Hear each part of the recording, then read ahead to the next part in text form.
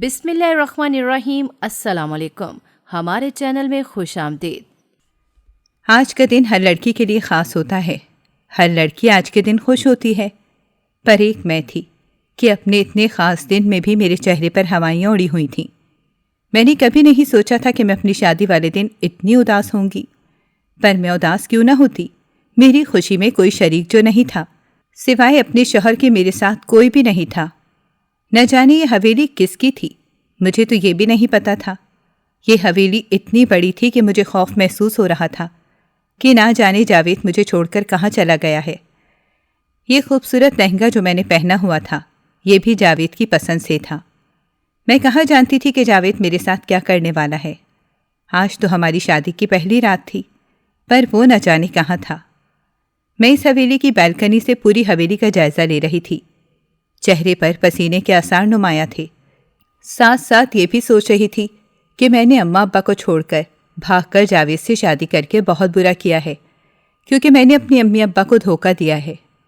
پر جیسے ہی جاوید کی محبت یاد آئی تو میں سب کچھ بھلا بیٹھی۔ ابھی یہی سوچ کر مسکرا رہی تھی جب اچانک کسی نے مجھے پیچھے سے اپنے حصار میں لے لیا۔ میرا دل تو گویا مٹھی میں آ گیا۔ جیسے ہی پیچھے دیکھا تو اپنے شوہر جاوید کو دیکھ کر سکھ کا سانس لیا اور اس سے بولی کہ جاوید یہ کیا ہے، تم نے تو مجھے ڈرا ہی دیا تھا۔ جب وہ مسکرا کر بولا کہ بھول گئی ہو آج کی رات کے لیے میں نے کتنا انتظار کیا ہے، تم جانتی ہو میں تم سے کتنی محبت کرتا ہوں، تمہارے لیے سب کچھ قربان کر دیا ہے، یہ ساری حویلی تمہاری ہے۔ مجھے وہ پیار سے اپنے ساتھ لیے کمرے کی طرف جانے لگا اور میں اس کی محبت میں گم ہی ہو گئی تھی۔ اس نے ایسی پیار بھری باتیں کی تھیں کہ مجھے اور کیا چاہیے تھا۔ اتنے عرصے میں اس نے مجھے اتنی محبت دی تھی کہ میں اپنے آپ کو شہزادی محسوس کر رہی تھی۔ ہر بیوی کی خواہش ہوتی ہے کہ اس کا شوہر اسے شہزادیوں کی طرح رکھے تاکہ وہ سارے غم بھول جائے۔ میں نے بھی اپنے شوہر کو یہی کرتے دیکھا تھا۔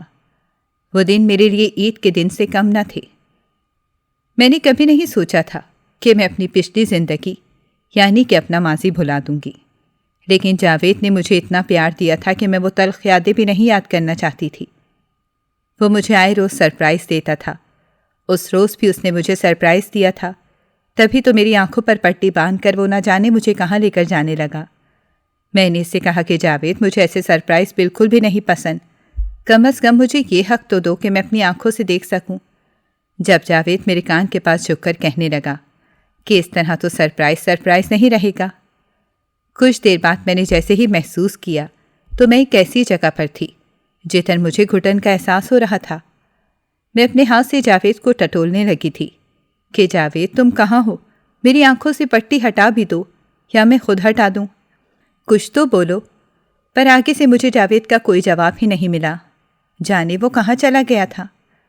میں نے پھر سے اس سے کہا کہ جاوید کہاں ہو تم، لیکن 3-4 منٹ گزر گئے تھے، جاوید کا کوئی جواب نہ آیا۔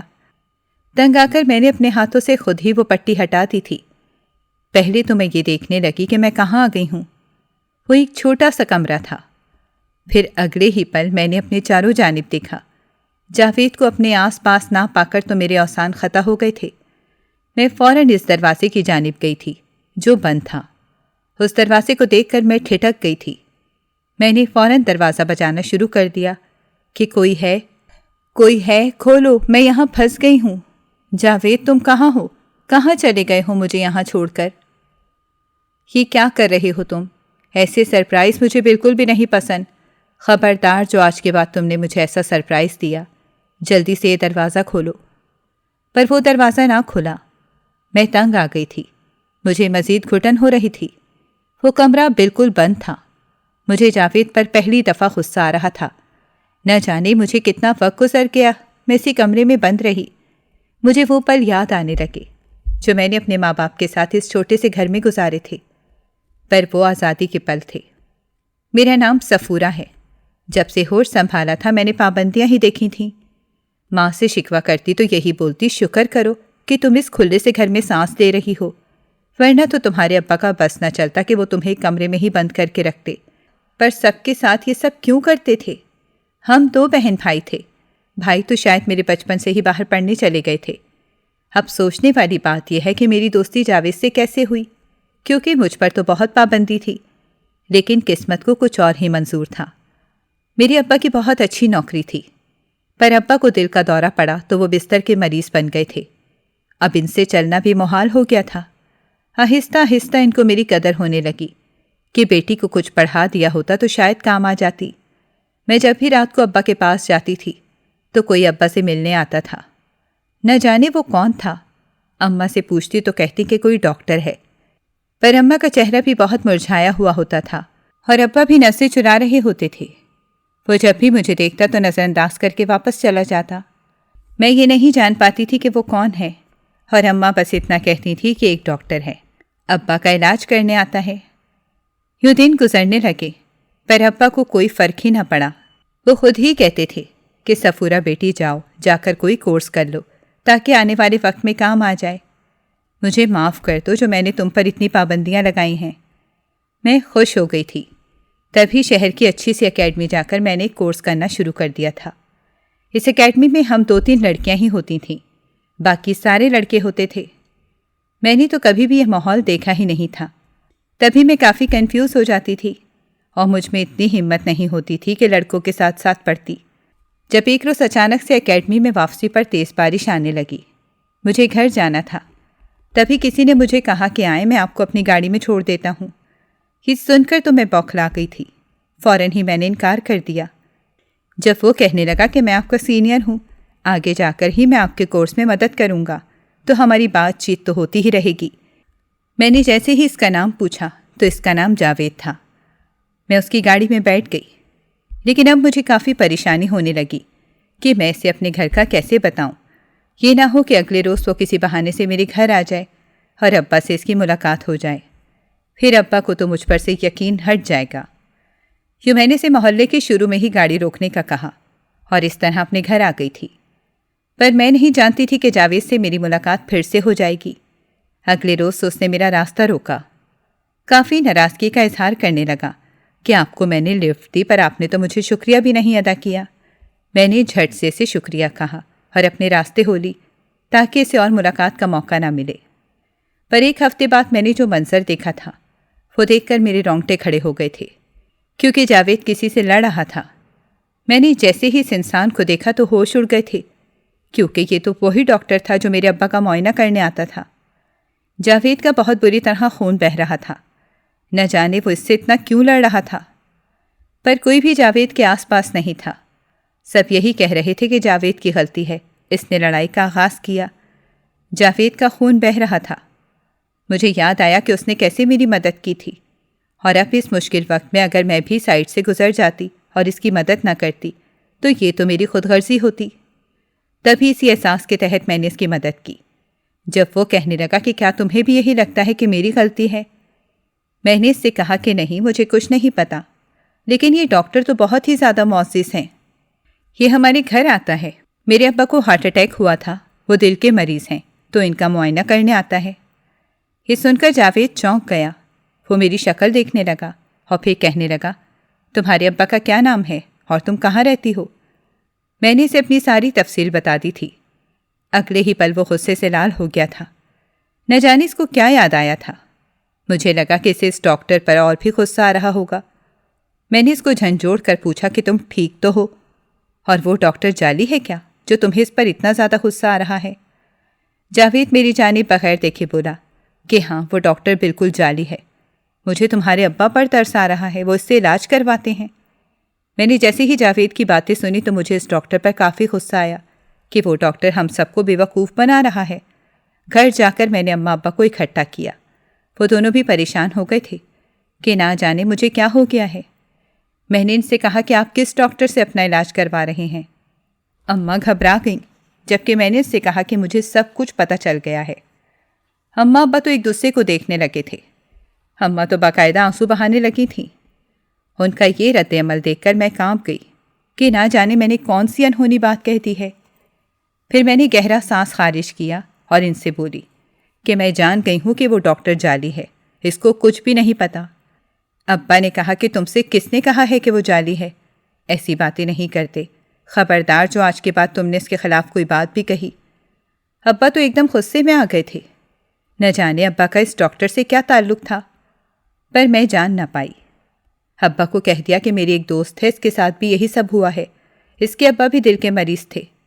جب اماں کہنے لگی کہ لوگوں کی باتوں میں نہیں آتے، اب آج کے بعد تم اس لڑکی سے کبھی بھی دوستی نہ کرنا۔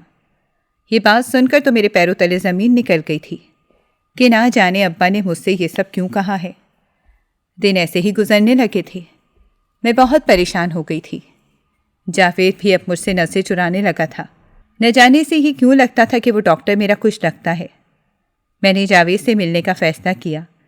میں نے اپنی دل کی بات اس سے کہہ دی کہ جب اس ڈاکٹر کے ساتھ تمہاری لڑائی ہوئی ہے اور میں نے تمہیں اس ڈاکٹر کا بتایا ہے، تم مجھ سے ملتے کیوں نہیں ہو؟ میری بات سن کر وہ پھر سے نظریں چرا گیا تھا۔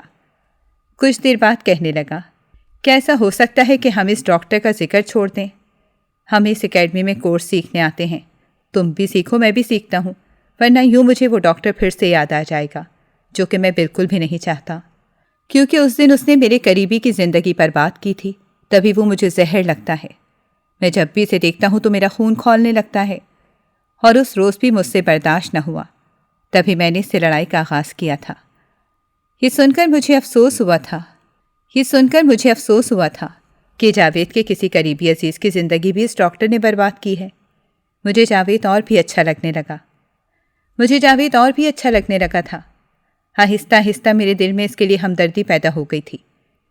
میں نہیں جانتی تھی کہ یہ ہمدردی اتنی بڑھ جائے گی کہ پیار میں بدل جائے گی، کیونکہ اس روز میں نے اپنے ابا سے سن لیا کہ صفورہ کی میں جلد شادی کر دوں گا، اور نہ ہی اس کی شادی میں امیر خاندان میں کروں گا۔ رحیم نے جو کیا وہ بہت برا کیا، کاش میں اس پر نظر رکھتا، پر وہ تو ہاتھ سے نکل گیا۔ لیکن صفورہ کو میں کوئی بھی مہلت نہیں دوں گا۔ یہ سن کر تو میرے ہاتھ پاؤں کانپنے لگے تھے۔ میں جانتی تھی کہ میرے ابا تو مجھے بنا دیکھے ہی کہیں بھی پھینک دیں گے۔ میں ہی قطعاً نہیں چاہتی تھی۔ اب میں آئے روز پریشان رہتی تھی۔ اکیڈمی جا کر بھی میرا دل نہیں لگتا تھا۔ کورس سیکھنے میں بھی مجھے مشکل ہو رہی تھی۔ جب کورس کا امتحان آیا تو مجھے کچھ بھی نہیں آتا تھا۔ بے بسی کے عالم میں اس کرسی پر بیٹھ کر پھوٹ پھوٹ کر رونے لگی، جب اچانک ہی کسی نے مجھے پکارا۔ وہ جاوید تھا۔ میری ملاقات جاوید سے کافی دنوں بعد ہوئی تھی۔ جاوید مجھ سے پوچھنے لگا کہ بتاؤ تمہیں کیا ہوا ہے، تم ٹھیک تو ہو نا؟ پر میں بات ٹالنے لگی۔ میں نہیں چاہتی تھی کہ میں اس سے یہ کہوں کہ میرے ابا میری شادی کہیں اور کر رہے ہیں۔ تب ہی کہنے لگی کہ گھر میں پریشانی چل رہی ہے، میں نہیں بتا سکتی۔ پر جاوید میرے پیچھے پڑ گیا۔ اس نے کہا کہ تمہیں کبھی نہ کبھی تو لگا ہوگا کہ میں تمہارا دوست بن گیا ہوں، یا میں کبھی تمہاری مشکل میں کام آیا ہی ہوں گا۔ میں نے اسے کہا کہ ہاں ایسا ہی ہے، تم بہت اچھے انسان ہو۔ جب وہ کہنے لگا کہ اسی کے ناطے اپنے دل کی بات مجھ سے شیئر کر لو، تمہارے دل کا بوجھ ہلکا ہو جائے گا۔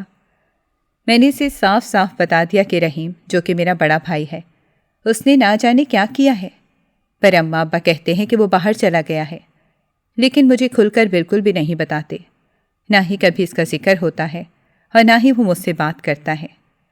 نہ جانے وہ میرے ساتھ یہ سب کیوں کرتا ہے، اور مجھے ایسا لگتا ہے جیسے وہ ہم سب سے ناراض ہو۔ میں نے تو جب ہوش سنبھالا ہے اپنے بھائی کی شکل تک نہیں دیکھی۔ میں نہیں جانتی کہ وہ کیسا ہے، ابا اس سے ناراض ہیں، اور یہی کہتے ہیں کہ اب میرے ساتھ وہ غلطی نہیں کریں گے، اور میری شادی کسی غریب گھرانے میں کریں گے۔ جاوید نے جیسے ہی میری باتیں سنی تو اس کے چہرے کا رنگ اڑ گیا۔ پہلے تو وہ مجھے ہی دیکھ رہا تھا، کچھ دیر بعد سوچ کر کہنے لگا کہ دیکھو تمہارے ساتھ ناانصافی ہو رہی ہے، تمہارے اماں ابا کو ایسا نہیں کرنا چاہیے، اگر تم کہو تو میں تمہارے گھر رشتہ لے کر آتا ہوں۔ یہ سن کر میں ہکا بکا ہو گئی تھی، میری آواز کانپنے لگی تھی۔ میں نے تو جھٹ سے اس سے فاصلہ بنا لیا، میں نے کبھی اسے اس نظر سے نہیں دیکھا تھا۔ گھر آ کر بھی یہی سوچ رہی تھی، جب اگلے ہی روز ابا نے میرا رشتہ پکا کر دیا تھا، پر جیسے ہی میں نے سنا کہ میرا رشتہ محلے کے انکل عمر کے بیٹے کے ساتھ ہو رہا ہے، جو کہ روز نشہ کرتا تھا، تو میری تو جیسے جان ہی نکل گئی ہو۔ اماں کو میں سمجھانے لگی کہ اماں آپ لوگ ہوش میں تو ہیں، میرے ساتھ یہ سب کیوں کر رہے ہیں؟ میرے بھائی کی غلطی کی سزا مجھے کیوں مل رہی ہے؟ اماں کہنے لگی کہ اگر تمہاری شادی اس سے نہ کی تو تم ساری زندگی کنواری بیٹھو گی، تمہارے ابا تمہیں کہیں بھی نہیں بھیجیں گے، تم ہماری آخری اولاد ہو، تمہارے ابا نے تو آج تک رحیم کو معاف نہیں کیا، اس طرح اگر تم دور ہو گئی تو ہمارے ساتھ کون رہے گا؟ میں نے اماں کو کافی سمجھایا، پر مجھ میں اتنی ہمت نہیں تھی کہ ابا سے سیدھے سیدھے جا کر میں بات کرتی۔ اب تو جاوید میرا رشتہ لے کر آتا تب بھی کوئی چانس نہیں تھا کہ ابا اس سے شادی کو مان جاتے، پر جاوید آئے روز مجھے ہمت دیتا تھا کہ اپنے لیے قدم اٹھاؤ، ایسا نہ ہو کہ ساری زندگی تمہیں پچھتانا پڑے۔ میں اس سے کیا کہتی جب ایک روز جاوید کہنے لگا کہ میں تم سے ملنا چاہتا ہوں۔ اس روز مجھے اکیڈمی سے چھٹی تھی۔ میں نے اسے کافی کہا کہ میں نہیں مل سکتی، پر میں اتنا جان گئی تھی کہ جاوید مجھے چاہنے لگا تھا۔ تبھی کہنے لگا کہ بہانہ بنا کر آ جاؤ۔ میں بہت مشکل میں پڑ گئی تھی۔ اماں ابا کو کہہ دیا کہ مجھے اکیڈمی جانا ہے، اور یوں میں اکیڈمی والی روڈ پر آ گئی تھی جدھر سے جاوید نے مجھے پک کر لیا، پر وہ مجھے نہ جانے کہاں لے کر جا رہا تھا۔ کچھ دیر بعد میں نے جیسے ہی دیکھا تو وہ کھلا سا میدان تھا۔ آس پاس کافی زیادہ سجاوٹ ہوئی تھی۔ گلاب کی پتیوں کی خوشبو سے مجھے سکون سا مل رہا تھا۔ اس کے اگلے ہی لمحے جاوید نے مجھے پرپوز کر دیا تھا۔ یہ سب کچھ میرے لیے کافی حیران کن تھا۔ مجھے ابھی بھی یقین نہیں آ رہا تھا کہ کوئی مجھے بھی اسپیشل محسوس کروا سکتا ہے، پر اس نے میرے لیے یہ سب کیا تھا۔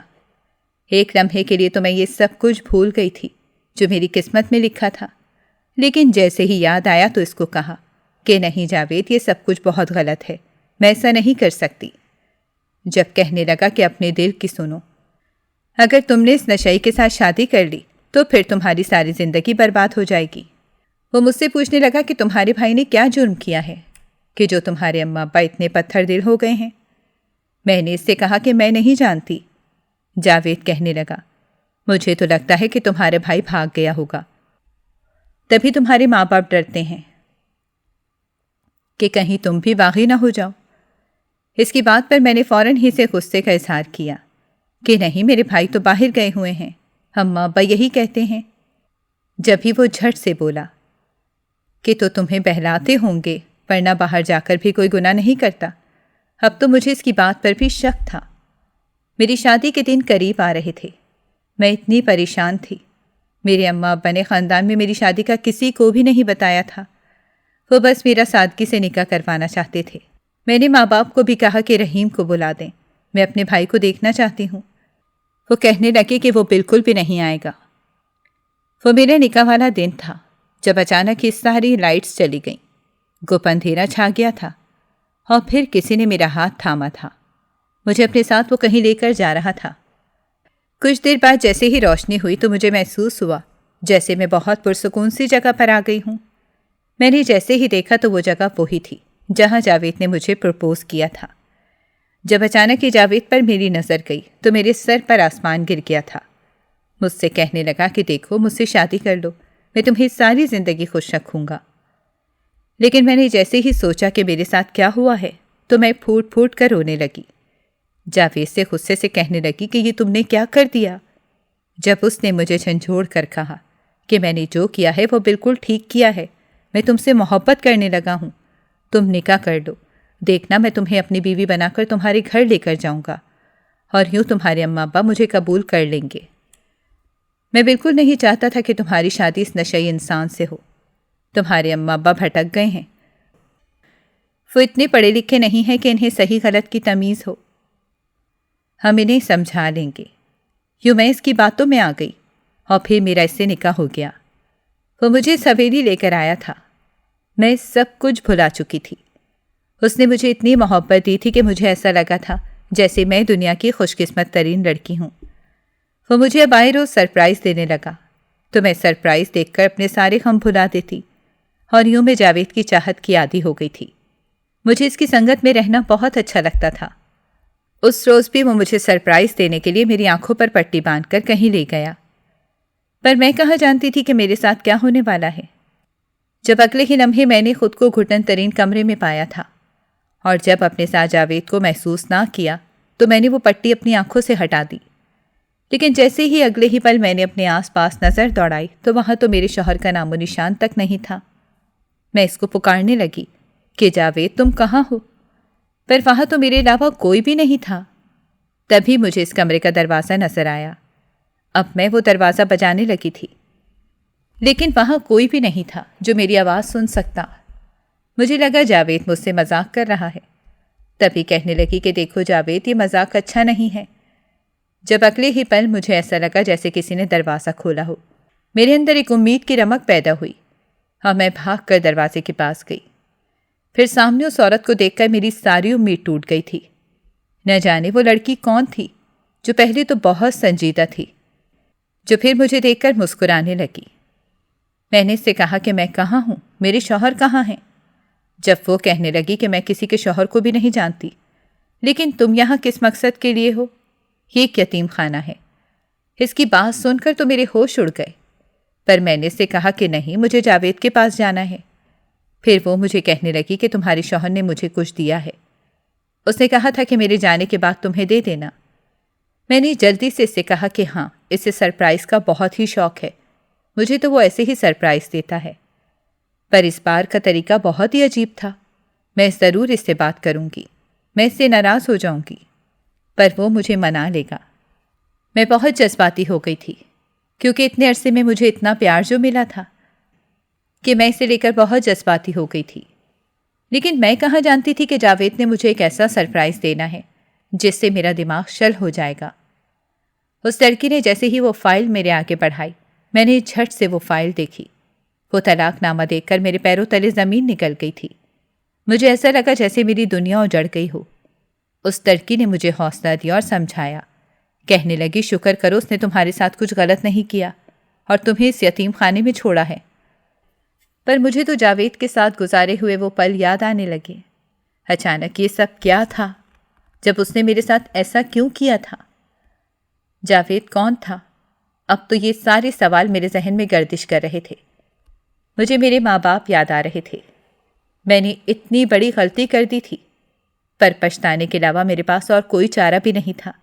پر یہ لڑکی نہ جانے کون تھی جو مسیحا بن کر میرا ساتھ دے رہی تھی۔ آئے روز میرے لیے کھانا لے کر آتی تھی۔ دیکھنے سے لگتا ہی نہیں تھا کہ یتیم خانہ ہے۔ میں نے اسے کہا کہ تم کون ہو اور یہ یتیم خانہ تو لگتا ہی نہیں ہے۔ کہنے لگی یہ میرا گھر ہے جس کے اوپر میں نے یتیم خانہ کھولا ہوا ہے۔ میرے شوہر نے مجھے اجازت دی تھی کہ یتیم خانہ کھول سکتی ہو، کیونکہ میں کبھی ماں نہیں بن سکتی۔ اس کی بات سن کر میں حیرت میں مبتلا ہو گئی تھی۔ اپنے شوہر کے ساتھ نیچے ہی رہتی تھی۔ اس کا شوہر مجھے بہت اچھا لگا تھا، جو اسے اتنا سپورٹ کر رہا تھا۔ پر ایک روز وہ لڑکی پوچھنے لگی کہ تمہاری فیملی کہاں ہے؟ تمہارے اماں ابا کہاں ہیں؟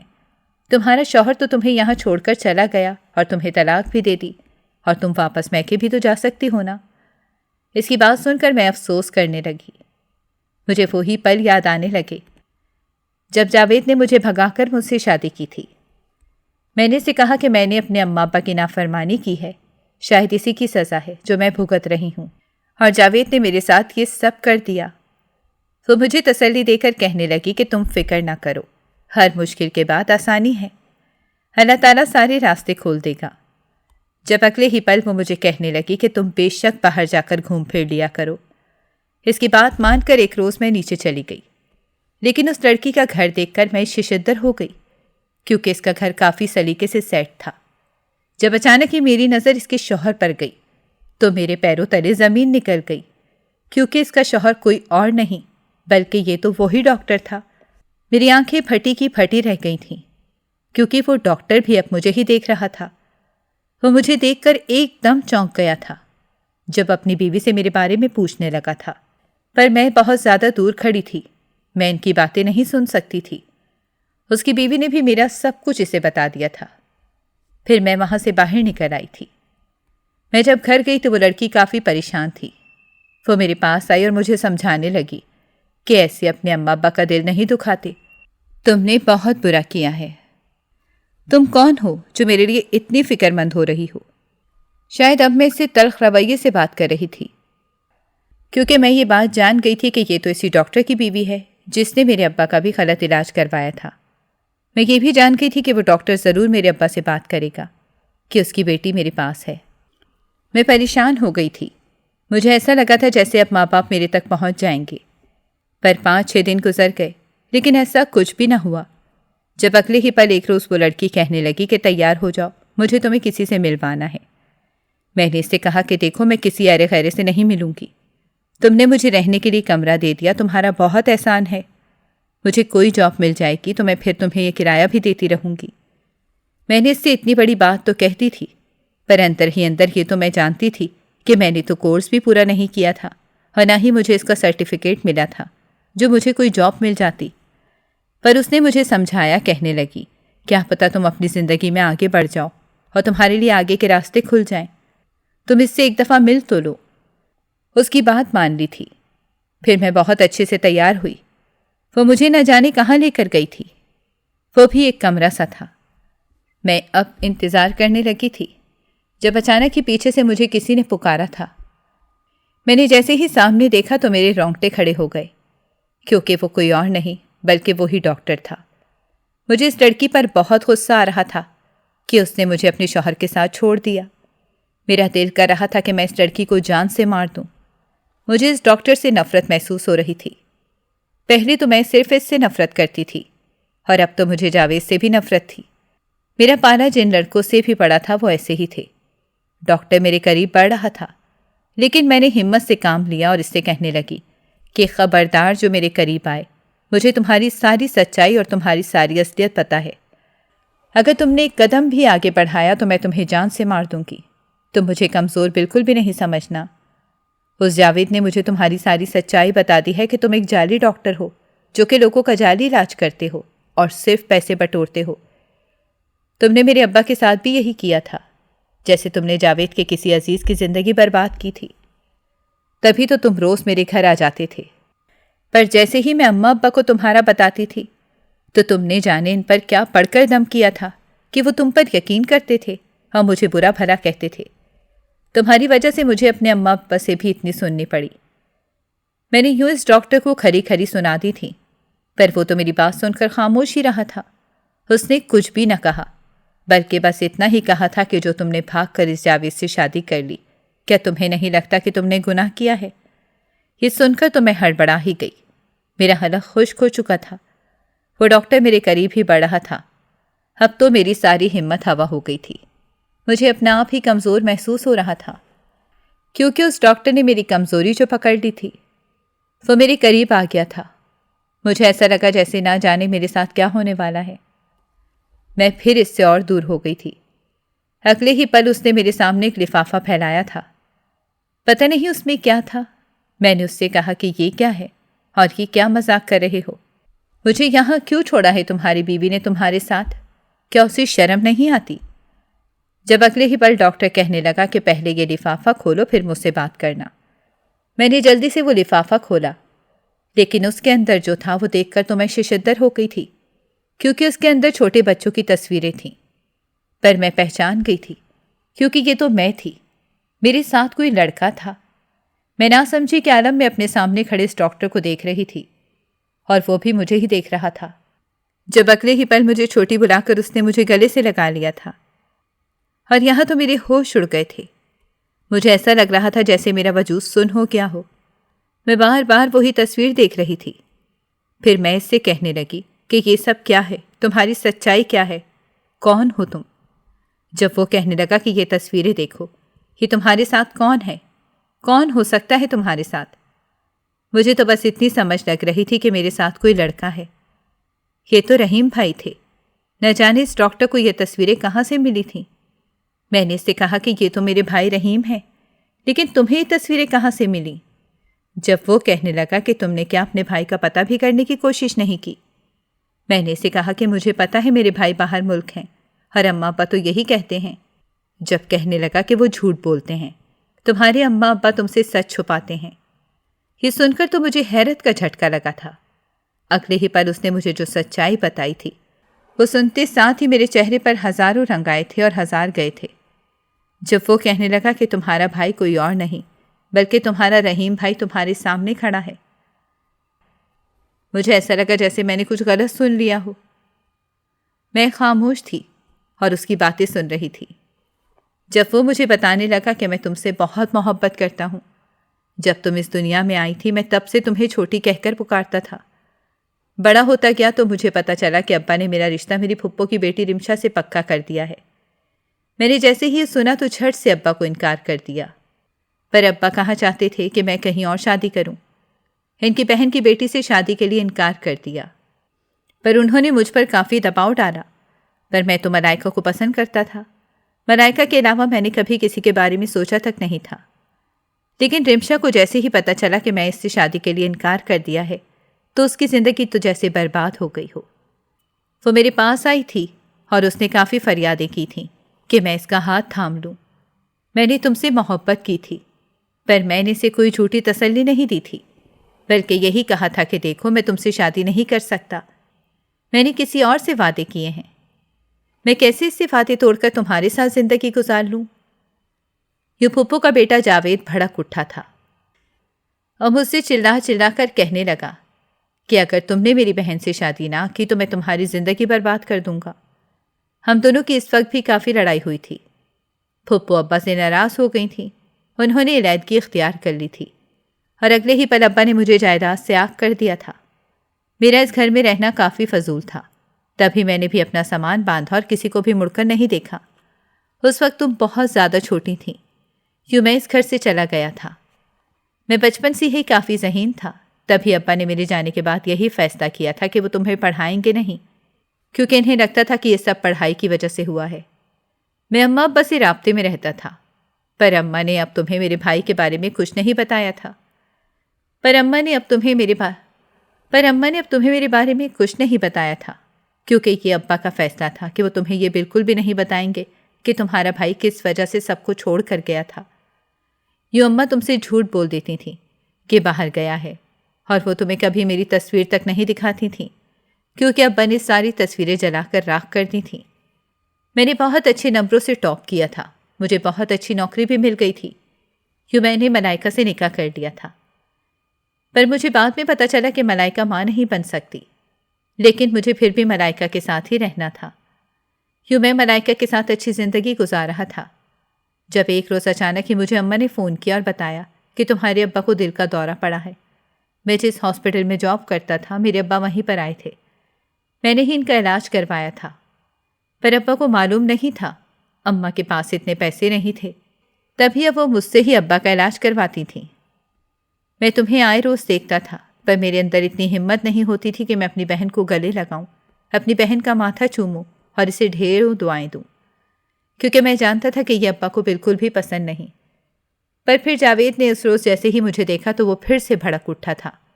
اس روز میں نے جاوید کو تمہارے ساتھ دیکھ لیا تھا، میرا تن بدن سلگ اٹھا، پر مجھے اماں کی زبان نے رسیوں سے جکڑا ہوا تھا کہ میں کبھی بھی تمہیں اپنی سچائی نہیں بتاؤں گا۔ تبھی میں نے خود پر ضبط کیا، میں یہ جان گیا تھا کہ جاوید تم سے ضرور بدلہ لے گا اور تمہارا استعمال کرے گا، اور وہی ہوا۔ لیکن ایک چھوٹی سی امید ہے کہ میری بہن ایسی نہیں ہوگی، میری بہن کبھی بھی جاوید کی باتوں میں نہیں آئے گی اور وہ اپنے ماں باپ کی بات مانے گی۔ پر میں کہاں جانتا تھا کہ میری بہن بھی مجھ جیسی جذباتی ہوگی، اور وہی ہوا۔ تم نے جاوید سے شادی کر لی اور تم جاوید کے بہکاوے میں آ گئیں۔ میں نے جیسے ہی یہ خبر سنی کہ تم بھاگ گئی ہو تو مجھے جاوید کا ہی خیال آیا تھا۔ اس روز بھی شادی کے فوراً بعد جاوید تمہیں حویلی چھوڑ کر میرے پاس ہی آیا تھا۔ اس نے مجھے یہ خبر سنائی تو میرے پیروں تلے زمین نکل گئی تھی۔